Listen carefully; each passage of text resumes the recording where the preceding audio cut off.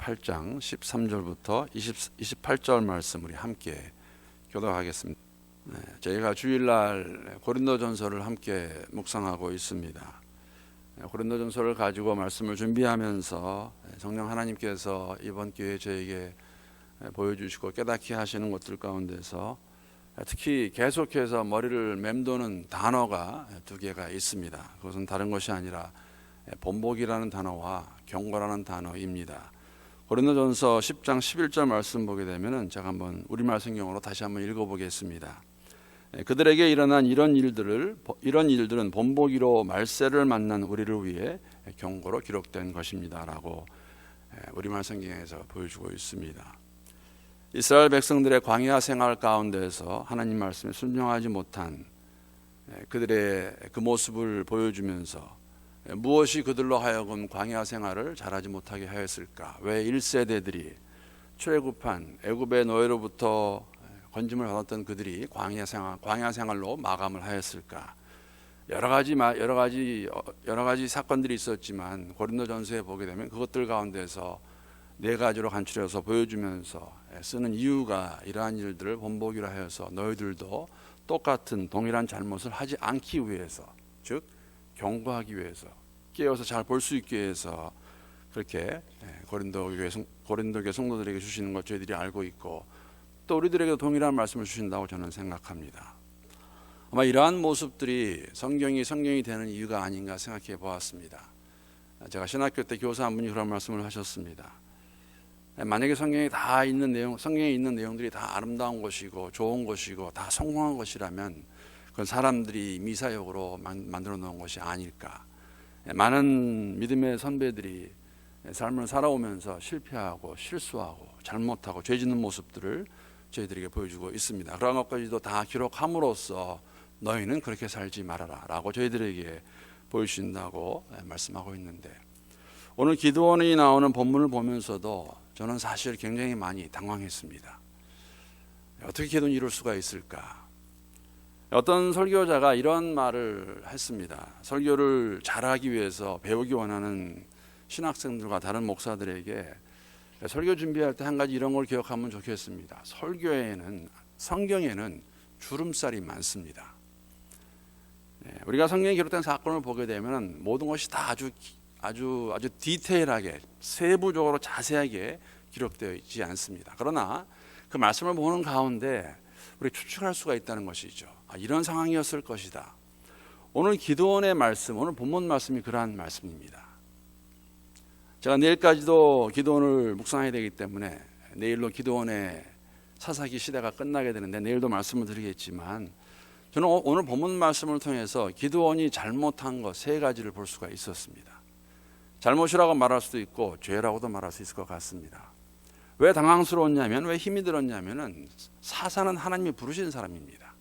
이러한 사사인 기드온이 이러한 잘못을 할 수 있었을까? 물론 다르게 볼 수도 있지만 제가 묵상하면서 본 주름살 가운데 잡혀있는 기드온의 모습은 죄를 짓는 모습이었습니다. 그 모습 함께 오늘 새벽에 나누기 원합니다.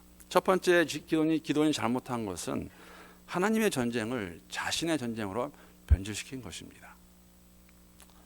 여러분, 에브라임 지파만 이스라엘의 족속이 지파가 아니죠.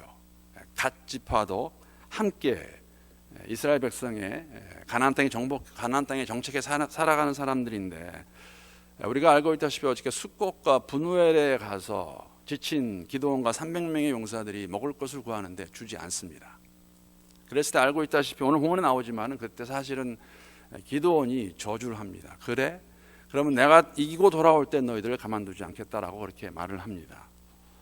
어저께도 말씀을 드렸지만 들은 내용이지만 이 숫꽃과 분우엘 사람들의 그러한 마음을 저는 한편으로 이해할 수 있습니다.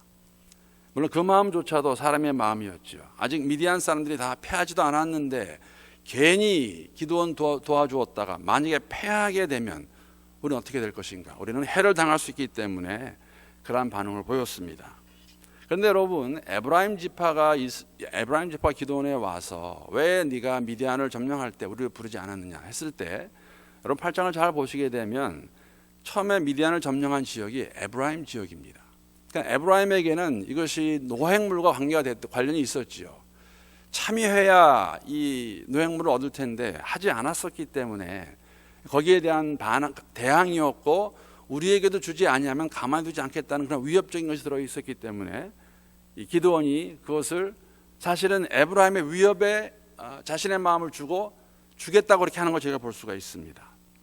근데 갓지파는 이 숫곳과 분우엘에는 갓지파 사람들은, 그게 갓지파 지역인데 그렇지 못했던 것 같습니다. 그래서 어떤 성경학자, 어떤 설교가 그렇게 말했습니다. 에브라임 지파에게는 저자세로 되었고 갓지파에게는 고자세였던 기드온의 모습.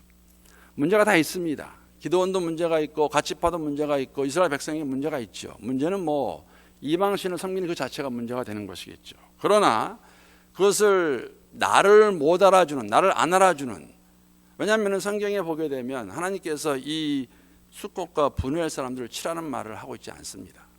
그것을 개인적으로 받아들여 가지고 전쟁에 승리하고 돌아가는 그 과정에서 숫곳과 분우엘을 쑥대밭으로 만들어버리는 모습을 볼 수가 있는 것이, 이것이 정말 하나님이 원하시는 것이었을까?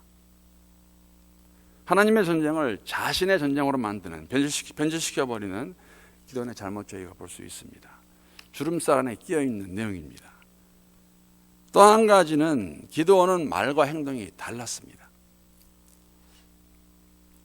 어쩌면은 그를 따르는 300명의 용사들과 또 그 이야기를 듣는 이스라엘 백성들이 기드온의 용맹성과 어떻게 보면 또 왕이 갖춰야 되는 그러한 어떻게 좀 잔혹성도 보았는지 모르겠습니다. 그래서 어찌됐든지 간에 이 용사들이, 이스라엘 백성들이 기드온에게 무엇을 요청합니까? 우리의 왕이 되게 하소서라고 말을 합니다.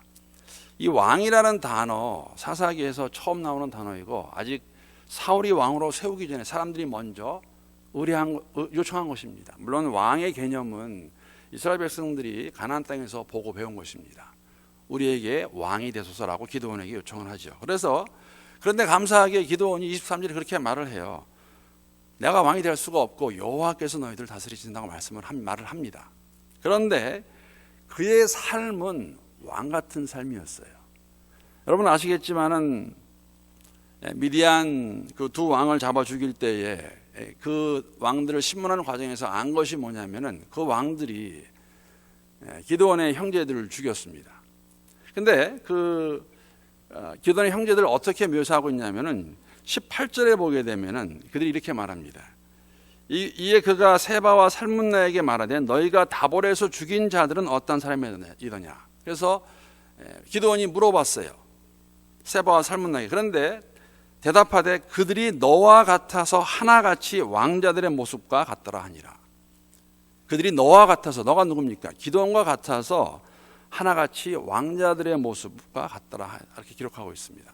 즉 기드온의 형제들은 벌써부터 왕자와 같은 삶을 살고 있었습니다. 이것이 더 나아가서 기드온의 마음을 볼 수 있는 것이 오늘 보면 24절 말씀이죠. 왕은 안 되겠다고 그랬는데 기드온이 뭐라고 말하냐면은 기드온이 또 그들에게 이르되, 여기서 그들은 함께 싸운 사람들이고 노획물을 받은 사람들이에요. 그들에게 이르되 내가 왕은 안 되겠지만 요청할 것이 하나 있다. 너에게 요청할 일이 있으니 너희는 각기 탈취한 귀고리를 내게 줄지니라 했으니 이는 그들이 이스마엘 사람들이므로 금 귀고리가 있었습니다. 그러면서 왕의 자리는 그가 노했지만 함께 전쟁에 참여한, 그래서 그들에게 탈취해서 배부된 그 귀고리를 달라고 합니다. 그랬더니 이 사람들이, 이 용사들이 금 귀고리뿐만 아니라 남을 것 다 줍니다. 옷도 주고 다 준다는 것이죠. 왕이 아니면은 왕같이 살지도 말아야죠. 그러나 이러한 모습 가운데서 기드온은 말과 행동이 같지 않았다는 것입니다. 우리의 마음을 잘 다스리지 않으면은, 절제할 수 없으면은, 저도 그럴 수 있다 생각을 해봤습니다. 충분히 그럴 수 있다. 목사가 겸손한 사람이 돼야지, 안일하지 하면서도 내가 원하는 것, 취하는 것은 다 갖기 원하는 것이 아닐까. 기도는 그런 모습이 있었습니다. 말과 행동이 일치하지 않는 그러한 모습. 마지막으로는 여러분 굉장히 치명적인 겁니다. 기드온이 백성들을 잘못 인도하는 죄를 범합니다. 그들로부터 받은 탈취해서 자신들이 가지고 있던 그 귀고리를 다 줬는데 이게 금귀고리였습니다. 그 금귀고리를 합하니까는 약 1700세겔이 되었습니다. 여러분 1700세겔은 엄청 많은 금이에요. 어떤 분이 이것을 한국 단위로 환산했는데 1700세겔은 금 5168돈입니다. 오늘 현재 시세로 계산하면 약 9억 원이 되는 돈이에요. 9억 원. 명예 대신 왕의 자리 대신 엄청난 부를 그가 받지요. 왕이 되기를 원했는데 그 왕이 되지 않겠다고 말하는 기드온이 그러면 너희들 대신에 나한테 그 귀걸이 달라 했을 때 그것을 다 주었습니다. 부가 그에게 생겼습니다. 그런데 이 금을 가지고 이 기드온이 무엇을 만드나? 에봇을 만듭니다. 여러분, 에봇이라는 옷은 대제사장만 입을 수 있는 옷입니다. 아무도 입지 못합니다. 그런데 기드온이 그것을 가지고 에봇을 만들었고 본문에 보면 그것을 인해서 음란한 행위를 시작한다고 이렇게 저희들에게 말해주고 있습니다. 음란한 행위가 무엇일까? 음란한 행위는 우상 숭배예요. 자신의 집에 있던 바알과 아세라 우상을 다 없애버리며 시작한 기드온의 사역이 이제는 자신의 집에다가 에봇을 만들어서 우상을 섬기는 모습으로, 그래서 이스라엘 백성을 다시 우상 숭배하는 죄를 짓게 하는 것을 기드온이 하고 있는 걸 저희들이 볼 수가 있습니다. 엄청난 잘못이죠. 왜 힘들었냐면, 왜 어려웠냐면은 그럼에도 불구하고 하나님께서 기드온이 살아있는 40년 동안에 이스라엘 백성들에게 평안을 주십니다. 이러한 기도임에도 불구하고 아마 우리의 삶 가운데 이것을 보면서 하나님이 하시는 일을 내가 하는 것 같이 말하고 행동하고 그의 대가를 만약에 부로 기도를 우리가 만약에 예로 산다면 제물로 이 땅에 받기 원하는 사람들이 있다면 하나님이 원치 않으시는 모습이고 죄악의 모습이죠. 특히 오늘을 살아가는 지도자들이, 목사들이 이러한 기도의 절차를 따르지 않기를 저는 함께 기도했습니다. 많은 목사들이 변질되어 가는데 변질되어 가는 중심에는 항상 돈이 있더라고요. 그런 모습 보면서 하나님께서 무서운 본보기를 저에게 보여주신다는 생각을 하였고, 또 저도 그렇게 되지 말아야겠다는 생각을 다시 한번 해보았습니다. 이 땅에 살아가면서 하나님께 드려야 될 크레딧을 내가 착취해서 나를 위해 살아가는 그러한 모습이 여러분과 제 삶 가운데 있지 않기를 함께 기도합니다.